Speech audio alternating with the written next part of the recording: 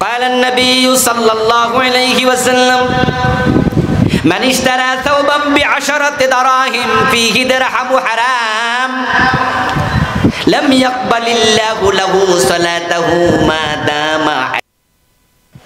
প্রিয় নবীজি বলছেন যে 10 দিরহাম দিয়ে একটি কাপড় কিনলো, 9 দিরহাম হালাল, 1 দিরহাম হারাম। ওই 1 দিরহাম হারাম তার কাপড়ে ঢুকে গেছে। ওই কাপড় পরে যতই নামাজ পড়ুক আল্লাহ 1 রাকাত আর কবুল করবেন না। সুদে টাকা লাগাইয়া ইমাম সাহেবের পিছনে প্রথম কাতারে দাঁড়াইয়া নামাজ পড়ে এমন নামাজি বাংলাদেশে আছে না নাই? যে যায় নামাজে খাড়াইয়া নামাজ পড়ে এটাও সুদের টাকা দিয়ে দিচ্ছে।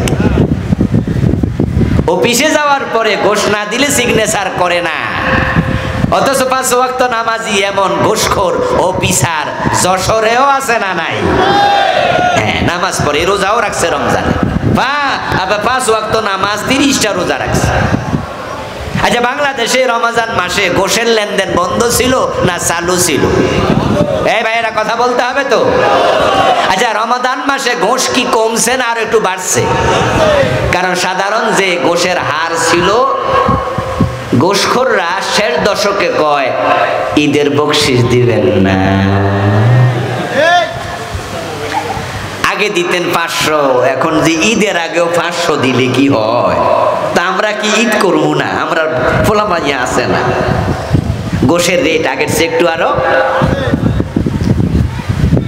সকালবেলা অফিসে গেল, প্রতি সিগনেচারে 500,000 টাকার নোট না দিলে সাইন করে না, ফাইল আটকায়া রাখে।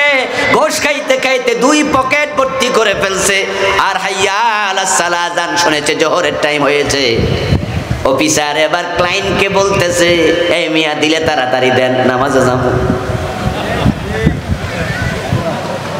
ঘোষের টাকা পকেটে লইয়া ওযু করে আল্লাহর সামনে মসজিদে গিয়া দাঁড়ালো। আল্লাহু আকবার বলে নামাজ শুরু করে বলছে, ইয়াকা না'বুদু ওয়া ইয়াকা নাস্তাঈন। ও আমার রব, আমি তোমার গোলাম, গোলামি করতে আসছি। আর সে আজিমের উপর থেকে আল্লাহ প্রশ্ন করে, গোলাম পকেটে এগুলো কি?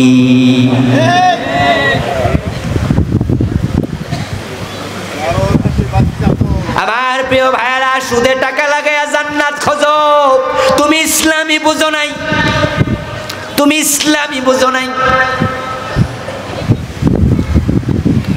قال النبي صلى الله عليه وسلم من أكل درهم ربا وهو يعلم أنه أشد من 36 زينا। আমার রাসূল বলে গেলেন যে জেনে বুঝে 1 টাকা সুদ খাবে তার আমলনামায় 36 বার জিনার গুনাহ লিখে দেয়া হবে।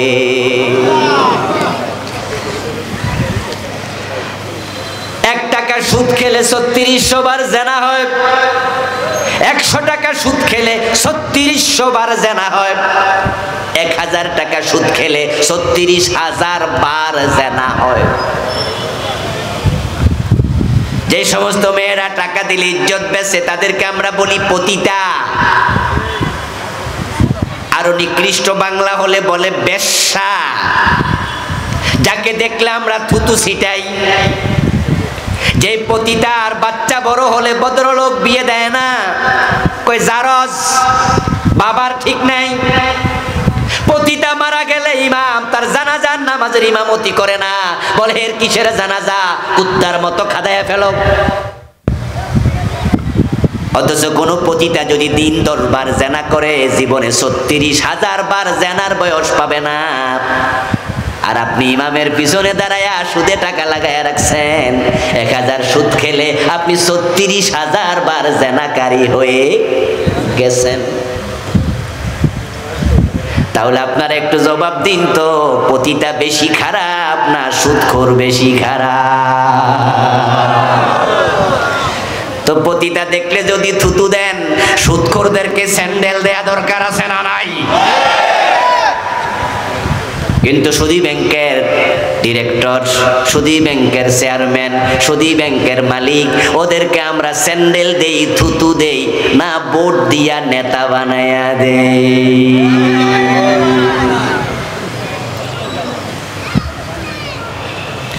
হাদিসে এসেছে লিররিবা সালাস ওয়া সাবুনা বাবান আইসারুহা আইয়ানকিহার রাজুলু উম্মাহ।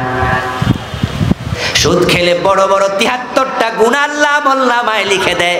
সবচেয়ে ছোট গুনাহ হলো নিজের মায়ের সাথে জেনা করা, মাকে বিয়ে করা, মায়ের ইজ্জতে হাত দেয়া। আর কত নিচে নাম্বা, আর কত নিচে।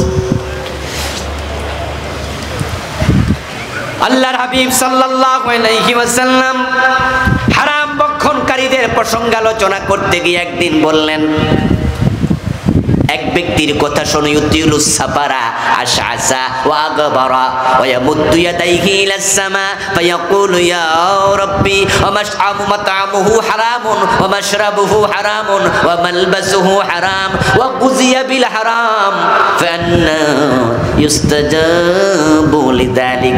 রাওয়াহু মুসলিম।